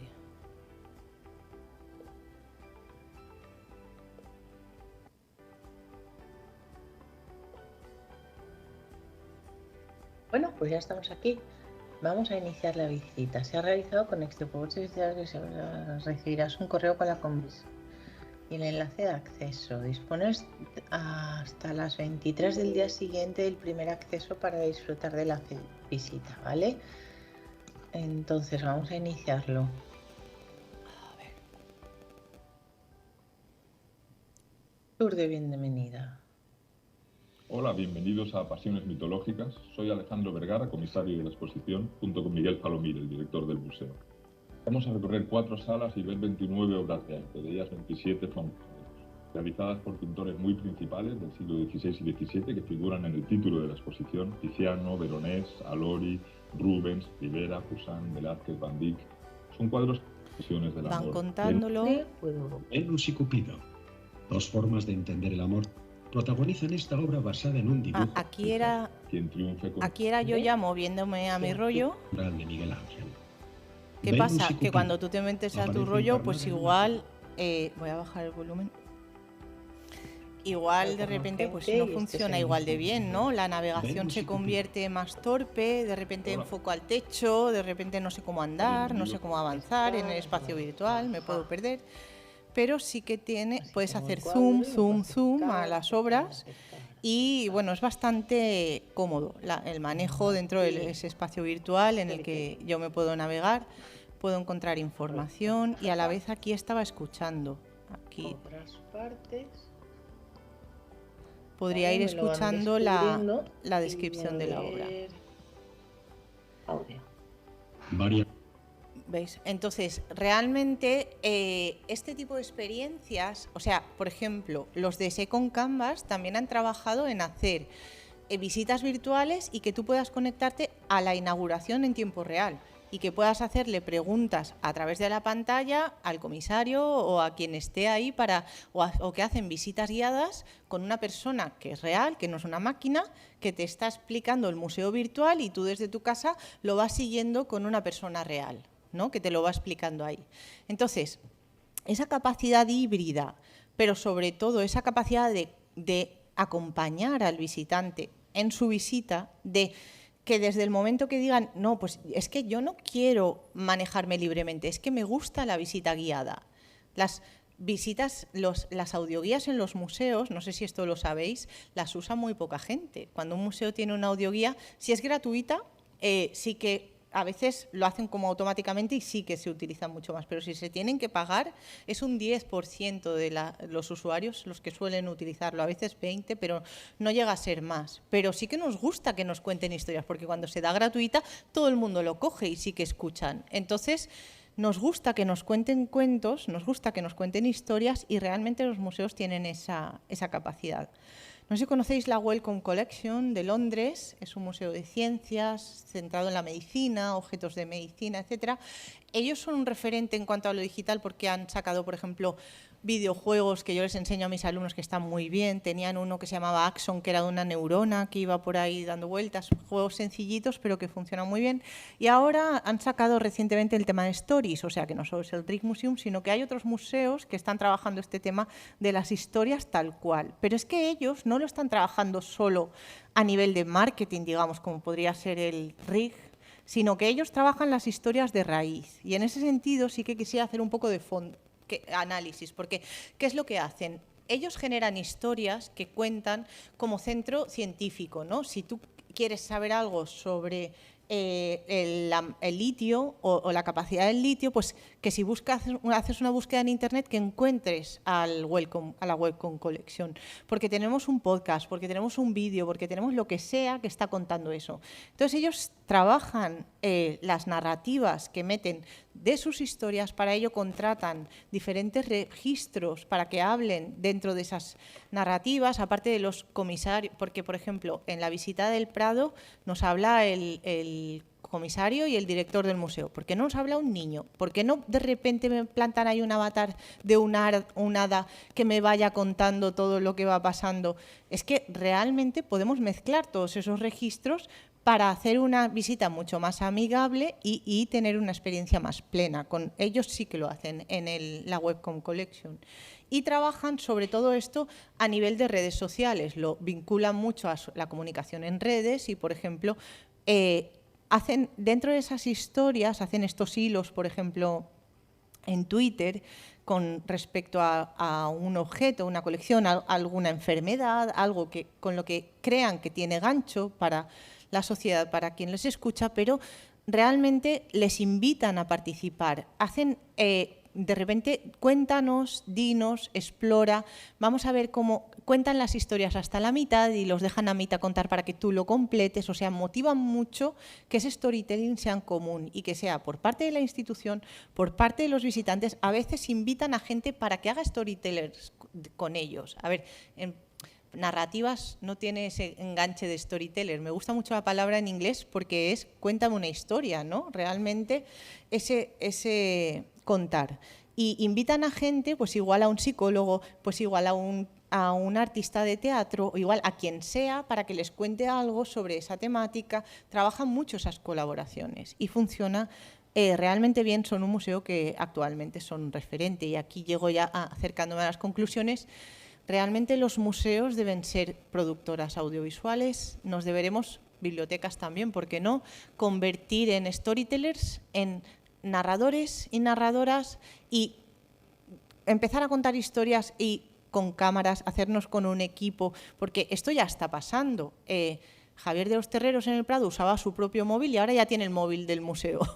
Entonces, si en el Prado está pasando esto, en los museos pequeñitos y medianos, que son Remed, pues también. Igual vamos usando nuestros móviles, pero luego ya tendremos el propio móvil del museo, igual nos compramos un micrófono que se escucha un poquito mejor, igual ya empezamos, la propia red social nos facilita hacer esa edición de vídeos, ya existe Canva, existe Clipchamp, para hacer vídeos cortitos sin tener que ser un perfecto profesional en Adobe, sino que todo esto se va democratizando a marchas forzadas, ¿no? Ya no hace falta ser un diseñador para hacer un cartel, ya no hace falta ser un experto para hacer un diseño. Entonces, entre todos podemos hacer todo, pero sobre todo podremos empezar a convertirnos en mini productoras audiovisuales. Yo os animo a ello. Realmente, si necesitas algo, escribirnos a Remed, somos de comunicación audiovisual, os vamos a ayudar, o al hub de museología que tenemos.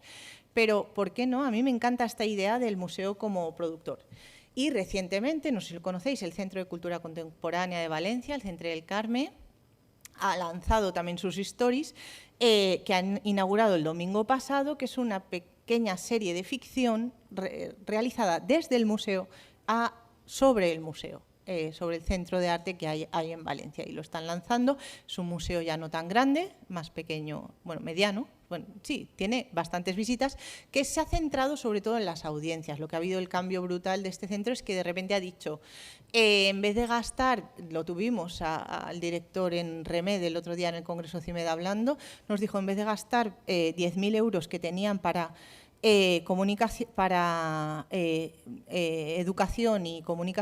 educación y trabajo en sala, ahora están gastando 1,5 millones, 2 millones. O sea, han subido el presupuesto y eso ha conllevado que tienen más visitas y otro tipo de visitas. Bueno, ¿cómo podemos crear narrativas en Internet? Vamos a empezar buscar punto de conexión con los públicos. ¿Qué es lo que hace la Welcome Connection? Pues igual te ponen una imagen que saben que la gente se va a reír o que saben que va a conectar con el público, que saben que tú busques dentro de tu colección la imagen que tenga más marketing en ese sentido y a partir de ahí te lo llevas a tu terreno y vas enganchando con ese storytelling. Incitar, lo mismo, hacer bromas y luego adaptar las historias a los formatos, adaptar cómo empezar a contar ese guión de narrativa. No tiene que salir solo del departamento de comunicación del museo, de los que llevan redes sociales, porque ellos saben de redes sociales y ya está. Vosotros sabéis sobre la colección, sabéis investigar eso, colaborar entre todos, generar esa narrativa entre todos. Vamos a hacer un guión, vamos a contar esto, ¿por qué no? Mira, esta obra, fíjate, claro, obviamente tenemos Twitter y tenemos que sacar publicaciones. El Día de la Mujer, el Día del no sé qué, el Día de los museos, claro, y el Día de la felicidad y el Día de lo que sea, pues vamos a sacar una publicación y buscamos dentro de nuestros fondos algo que nos sirva para esto. Pero ¿por qué no lo podemos generar para generar historias también? No solo por el día de, sino vamos a hablar sobre esto, vamos a sacar esta temática. Simplificar, menos es más. O sea, intentar hacer pequeños proyectos que os sirvan para coger experiencia para luego hacer otros proyectos y así es como funciona en los museos pequeñitos de Remed. Utilizar distintas voces, distintos registros, esto puede ser súper enriquecedor. Juntar la voz de una experta, no tiene que ser un hombre siempre el que hable, porque muchas veces, ¿veis? Siempre son voces de hombres graves. Pero no, buscar a una experta que os cuente una niña, un niño, una persona más mayor, que nos expliquen un poco su perspectiva sobre ello. Dejar que cobren vida, trabajar en Wikipedia, en Wikimedia, meter vuestros datos ahí, en todos esos repositorios, servirá para que luego cobren su propia vida. En las redes sociales ya pasa. Los museos muchas veces, lo decía Albert esta mañana, a veces sí que se quiere contar, pero hay cierta limitación, ¿no? Se cuenta siempre desde la institución, desde lo que se está.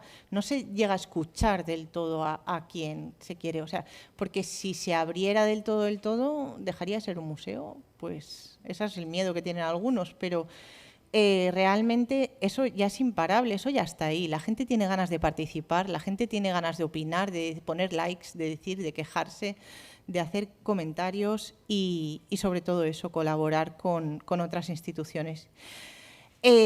Trabajar los guiones y las estrategias, mejorar la formación del personal, esforzaros en eso. Hay cursos gratuitos de todo. En Remed lo hacemos también gratuito, tenéis vídeos ahí, un repositorio de todo. Y empezar poquito a poco, pero notaréis los cambios. Y sobre todo, definir la estrategia digital, la estrategia como un todo. Eso no es cosa vuestra, es de la dirección, sobre todo, la dirección de los museos, de las instituciones, quien debe definir esa estrategia, pero pedírselo, pedirles que haya una estrategia digital, sea es un museo grande o pequeño. Eso tiene que estar, porque si no damos palos al agua, ¿no? No sabemos si realmente, y luego hay que valorar todo lo que hagamos. Y luego colaborar dentro y fuera del museo. Esto es importantísimo. Colaborar entre los departamentos y del museo con otras instituciones. Que soy un museo pequeño, no tengo recursos, vale, pero tengo ganas de hacer cosas y entonces puedo colaborar con una empresa que quizá no es Sony, pero igual es una startup que está trabajando y tiene ganas de hacer videojuegos, o puedo colaborar con la universidad, que tiene gente que está haciendo másters o que están haciendo proyectos, y puede un alumno que está haciendo un TFM hacer un videojuego para mi museo. Y esto está pasando, y hay si entráis en Remed lo veréis, un montón de experiencias que se están llevando así por colaboraciones que van surgiendo, y vosotros lo sabréis, ¿no? Lo habréis hecho ya, habréis colaborado y ha habido colaboraciones de estas que os han funcionado. Pues no tengáis miedo de hacer colaboraciones tecnológicas. Y agilidad frente a la tecnología. No podemos trabajar con los mismos plazos, con lo digital. No podemos decir voy a hacer, igual que se trabaja una publicación de un catálogo, una publicación para una red social, eso lo sabéis, ¿verdad? Pues lo mismo con los proyectos digitales. Igual lo hago y yo no puedo estar 2 años haciendo una aplicación para una audioguía que dentro de 2 años, cuando acabe, ya habrá cambiado todo y ya no se hará así. Pues igual lo hago con una tecnología que ya está medio implantada, con una empresa o con lo que sea, y lo lanzo así porque puedo ir más rápida, porque realmente si no me voy a quedar parada. Y bueno, esto era todo. Muchas gracias.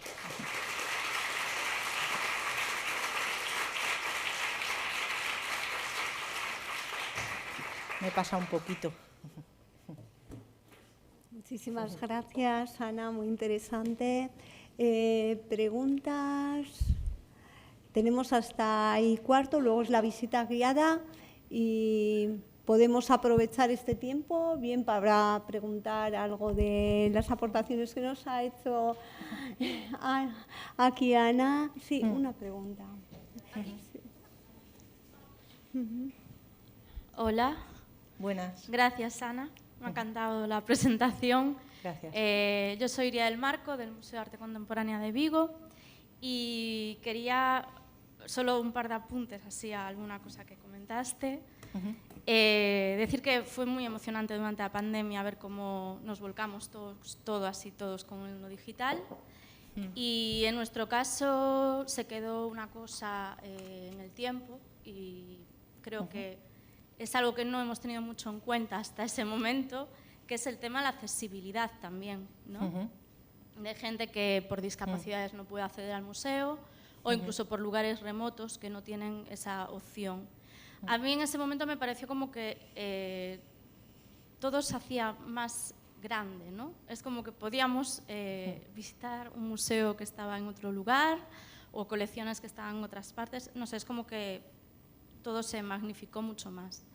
Y a pesar de que hay cosas que han sido malísimas, ¿no?, de esta época, hay otras que son una oportunidad, y esa creo que es una de las importantes a resaltar. Después, sobre el tema de las plantillas, de plantillas limitadas en lo digital, yo también pondría plantillas limitadas. Y es importante también remarcarlo, porque lo digital también exige mucho trabajo y, sobre todo lo que dices tú, mucha rapidez, ¿no?, para estar ahí, y no siempre se puede, por tema de personal y demás. Habría que dar una vuelta a eso y reflexionar de la importancia que tiene. Y, vale, por 2 puntos más, y ya está, ya paso palabra, perdón. Sí, no.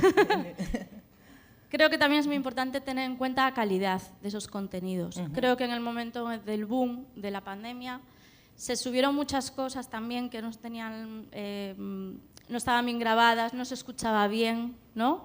Faltaba incluso mucho conocimiento por parte de la gente de cómo, pues, el zoom, por ejemplo, ¿no?, que al principio no sabíamos la cámara así, no sabíamos ni cómo colocarnos, ¿no?, mucha gente. Pues eso es verdad que hemos ido mejorando todas y todos, pero creo que no puede ser a cualquier precio. No podemos sacar contenidos digitales a cualquier precio, porque al final lo que también se está haciendo es que hay gente que accede, se desilusiona porque no están bien grabados, no se escucha bien o lo que sea, y perdemos público. Y eso no solo es grabar, subir y ya está, sino que hay que tener mucho en cuenta esa calidad y esos pequeños detalles. Y después ya, y por último, quiero remarcar el tema de la emoción. Tú hablas de contar historias y al final realmente es lo más importante, ¿no? Es comunicar y contar historias.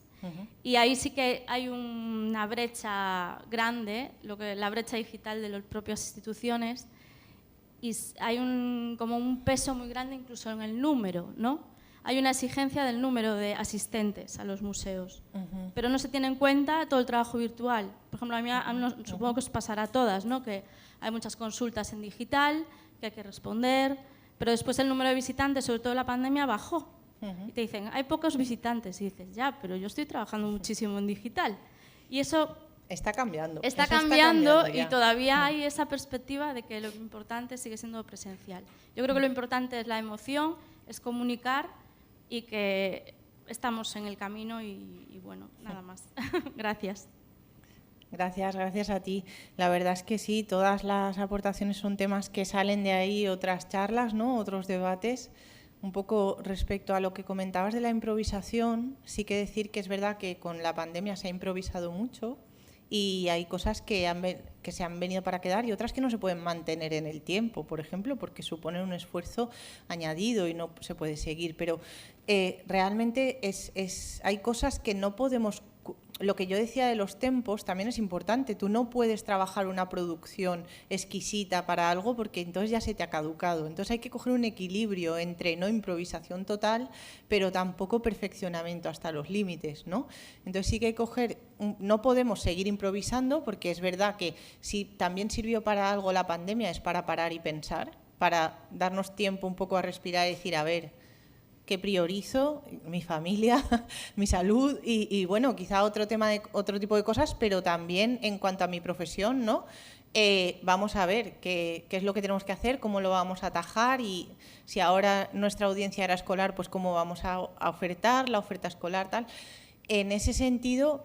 ya no podemos improvisar, ya sí que hay que hacer un trabajo más meditado y decir, vale, es que igual no hace falta ir a todas las redes sociales, es que igual mi museo, si somos 3 personas, 3 contadas, y tenemos que abrir la puerta, encender las luces, hacer el catálogo, hacer un montón de cosas, preparar la exposición, no puedo llevar 3 o 4 redes sociales, pues igual me centro en 2, o igual tengo 4 pero la estrategia la hago solo en una. O hay muchas formas de eso trabajarlo.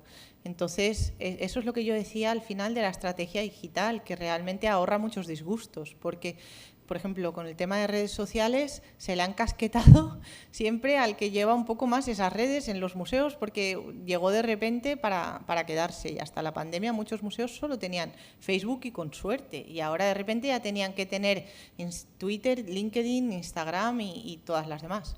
Y en ese sentido también se ha improvisado mucho y ahora pues ya no, ya tenemos que tener a un community manager o alguien que tenga un poco más una formación. Entonces todo eso sí que está empezando a cambiar. Y el tema de las audiencias online ya lo pide, o sea, es que realmente lo tienen que contar igual y el éxito, y no solo las audiencias, sino lo que decimos, muchas veces tampoco me da... Si me vienen autobuses y autobuses de turistas, pero vienen, están 10 minutos y se van, ¿no será mejor que hagamos visitas de calidad con gente que realmente disfruta esa experiencia? Pues eso también hay que tenerlo en cuenta. Quizá los políticos no, pero nosotros sí, nosotras sí. ¿Alguien más? Sí. No sé si alguna otra pregunta, reflexión. Sí. Sí, un momento, limpia, ahora te traigo.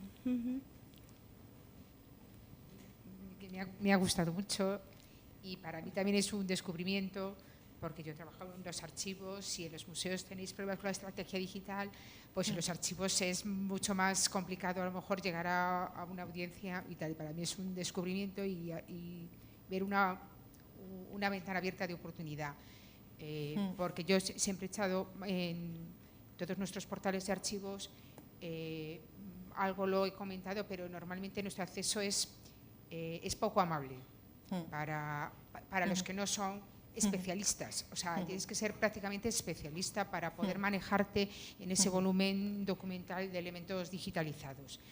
Y también plantearlos como pueden ser los documentos de archivo, también tienen que tener un disfrute. Quizás hay que ser más imaginativo porque tienen menos componente visual y tal, pero es una estrategia. Debemos asumir que el patrimonio tiene que ser para disfrute. También el patrimonio documental, que a veces es más árido. Pero si nosotros como profesionales, los formatos que tenemos de salida a veces son muy complejos para que se manejen, pues esta oportunidad de ofrecerlos solo para disfrute y para divertirte, pues yo en nuestro entorno no lo tenemos muy asumido. ¿No? Además también yo creo que incluso parece poco serio y poco profesional, ¿no? Hay muchos prejuicios ahí, sí, ¿no? Sí, que bueno, desde las instituciones hay ese prejuicio. A mí me ha encantado y felicidades. Gracias. Es que realmente si existen es por ese afán público, porque es que si no, ¿para qué de comunicar? Y ahí es importantísimo que si son instituciones abiertas al público, pues que para eso sirvan, ¿no? Y si hacemos esa inversión económica y también cultural, o sea, que esa cultura está ahí metida, ¿por qué no darla a conocer realmente? Por ejemplo, hablábamos de cómo el potencial a veces de estar en Internet, que al final es Internet, ¿no? Lo que es esa ventana. Y hay colecciones que igual esos fondos digitalizados no sabes qué vida pueden coger. El año pasado teníamos a Meret Sanderhoff, que nos habló en el Congreso sobre su museo, cómo realmente una de las obras que tenían, sin comerlo ni beberlo, salió en una de las series de Netflix. Y entonces aprovecharon y ellos empezaron a hacer storytelling a partir de esa obra porque habían salido en esa serie que le daban importancia dentro de la serie. Pero la serie lo cogieron porque necesitaban un cuadro para decorar y como estaba en Creative Commons libre y estaba colocado en la web, pues lo aprovecharon y lo pusieron. Y entonces tú puedes dar larga vida a esos objetos digitales que pueden coger una identidad porque se los pueden imprimir, ponerse en su casa o hacer un montón de cosas que nunca hubiéramos pensado, ¿no? Y eso es lo interesante también de los proyectos wiki, de toda esa digitalización expandida, ¿no? Que realmente esa democratización de la cultura existe. Si algo me interesa de los museos es esto, es decir, no hay cosa que me dé más rabia, y creo que hice al final la tesis de museos por eso, que es una sala de museos vacía, ¿no? El entrar y ver. Y realmente yo con mis amigos, que son culturetas, porque todos tienen una carrera y han estudiado, y les dices, ¿cuándo ha sido la última vez que has ido al museo? Y dicen, cuando fui con el colegio, con el instituto, muchas veces es así de triste, ¿no? No tenemos esa cultura de ir y visitar, pero realmente el potencial está. Entonces, es un trabajo mucho más a largo plazo, de didáctica, de muchas otras cosas, pero si al final está ahí, pues llegará a quien tenga que llegar. Sí, realmente interesante y como decíais, muchas veces son los prejuicios, porque también como se ha hablado a la mañana de abrir los datos, reutilización de esa información y quizás desde los museos se piensa que entonces se pierde el control de esa información en lugar de enriquecer con más puntos de vista, nuevas perspectivas y es un poco el equilibrio o que deja de tener calidad porque no hay detrás unos científicos o unos especialistas en la materia, pero podemos tener otro punto de vista que también nos ayude a reconfigurar o...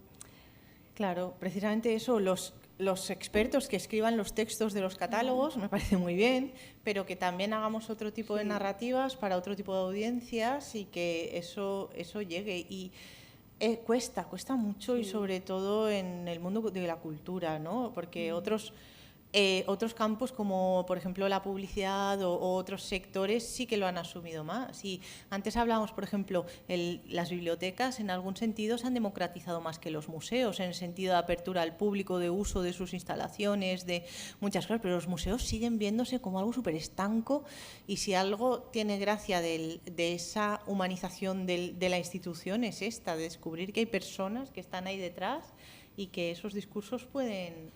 O sea, que tú como una persona también te puedes equivocar y no tiene por qué ser la institución la que se equivoca. Si tú lanzas ese mensaje o que cobran vida esas imágenes o esos textos, no hay por qué tener ese rigor. El rigor de la institución lo va a tener igual. Si es que la Galería Uffizi no ha dejado de tener rigor por hacer TikToks de broma. Y aprovecho para preguntarte a ti, porque en este ámbito, por ejemplo, nosotros, sobre todo cuando hacíamos algunas exposiciones bibliográficas, que entonces nos dedicábamos más a documentar, una en concreto sobre ilustración, vimos que había muchísima información sobre experiencias pedagógicas en este sentido de cuentacuentos, contar historias, o también alrededor de exposiciones, de colección, pero no he visto tantas de bibliotecas, archivos. No sé si conoces alguna, porque normalmente además nos dicen, sí, tenéis unos catálogos muy potentes, pero es verdad, son bases de datos y yo creo que son necesarios, pero luego esa información trasladarla o visibilizarla de una manera que pueda ser quizá más atractiva o... No lo sé. Más asumible. Yo lo he visto sobre todo en las aplicaciones que han sacado muchos museos de la aplicación audioguía, digamos, ahí sí que hay mucho storytelling, sí que se ha hecho mucho más narrativa de estas historias. En bibliotecas, ahí me pillas más, yo soy más de museos en general, pero sí que se ha hecho también, soy consciente. No, y a todos, traslado por si conocéis algún ejemplo. Sí que se ha hecho porque, por ejemplo, el tema de lecturas compartidas o historias así, sí que llegan a esa democratización. Otra cosa es con los medios tecnológicos y digitales, pero que también realmente a partir de ahí el buscar sinergias para generar esas narrativas, yo creo que eso sí que es interesante, ¿no? Porque quizá, por ejemplo, yo como productora audiovisual, yo sé usar cámaras, sé usar micros, editar vídeos, lo que sea, pero no sé escribir. Pues igual me busco un aliado que me escriba un guión y entre eso y el comisario de la exposición, que es el que sabe, o el conservador, que sabe de la obra, pues hacemos un equipo, ¿no? Eso es lo interesante.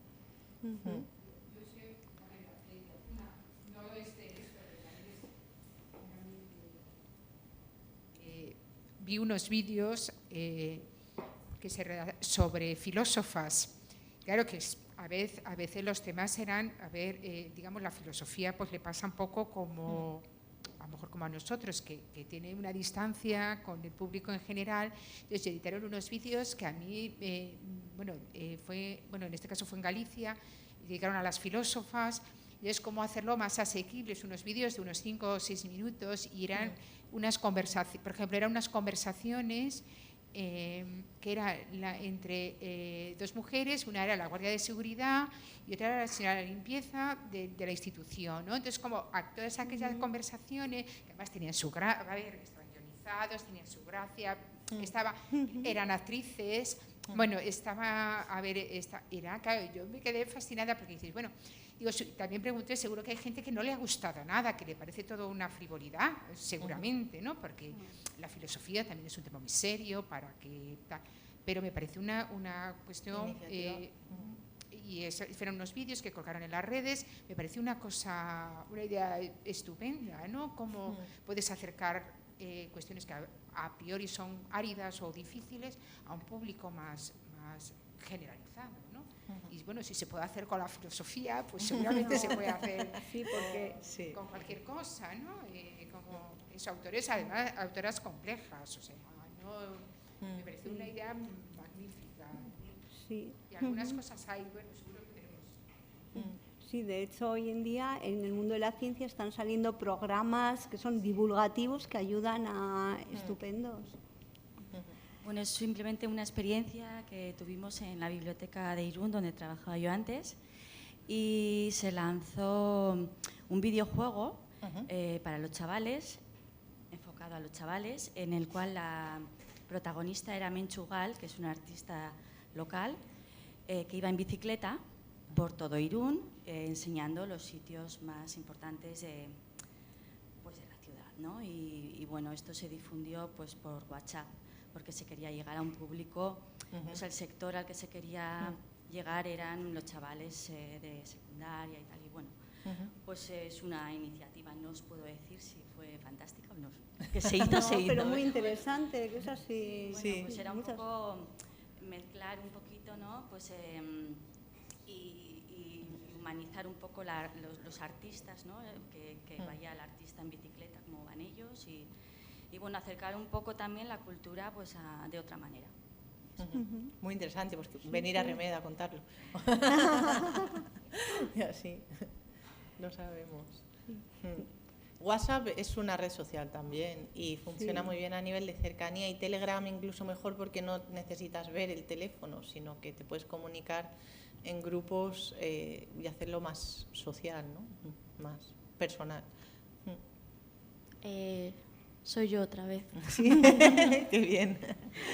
No, yo quería apuntar también que, si no lo conocéis, yo me quedé enamorada del proyecto de laboratorios ciudadanos para bibliotecas y de Media Lab en general, que ya no existe. Pero durante la pandemia hubo un laboratorio ciudadanos para bibliotecas, creo que se repitió ahora hace poco, y lo que ha salido ahí ha sido increíble. O sea, en general, además creo que está todo colgado, y el enfoque del propio proyecto y demás. Y nada, quería solo dejar ese apunte, y que también en Galicia tuvo mucho éxito en la pandemia. Desde el Consello Galego de Cultura hicieron como cogían objetos tradicionales que habían en los fondos de los museos y iban contando como pequeñas historias, y tuvo un boom absoluto, porque lo iban como enlazando con la propia vida, ¿no? Y la gente participaba pues, de los recuerdos que tenían de ese tipo de esos objetos. Y bueno, ya está. Es un poco el apelar al engagement, ¿no? Al enganchar con, quizá ir ya pensando en qué puede tener relación con la sociedad contemporánea. El proyecto de Meret Sanderhoff que explicaba era eso: en su museo están constantemente viendo qué significados pueden tener sus obras para la sociedad en la actualidad, ¿no? Y ver esta obra que quizá habla sobre las relaciones, o esta que quizá habla sobre no sé qué, vamos a darle un giro y vamos a relacionarlo con algo contemporáneo. Gracias.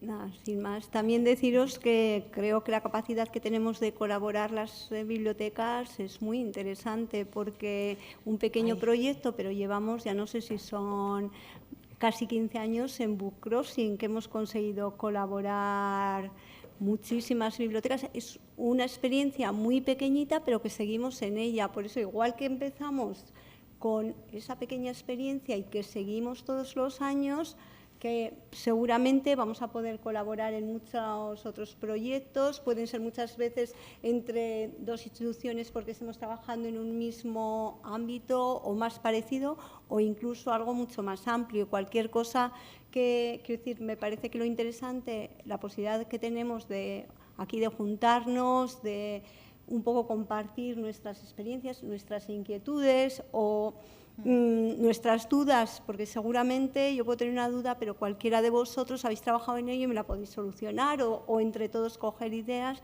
Yo creo que eso es lo interesante, de que no solo ya en estas jornadas, sino que tenemos los correos y cualquier cosa. Exacto. Y no sé, si no hay ninguna sugerencia, pregunta, pues lo dejamos. Yo quería enseñaros, antes de irme, ¿puedes poner el portátil otra vez? Sí. Que se me había olvidado. Este es el metaverso que hicimos en el Congreso CIMED, no sé si vinisteis algunos, y entonces creamos un espacio virtual. Este es mi avatar, que me había hecho el disfraz, y veis, podemos navegar aquí. Realmente nosotros estamos investigando este tipo de experiencias ya, de cómo lo social dentro de los metaversos o de la realidad virtual pueden convertirse en algo. Y esto es un espacio expositivo que nos hemos inventado tal cual, no tiene ninguna correspondencia con la realidad, y como veis, espera que no me deja girar ahí.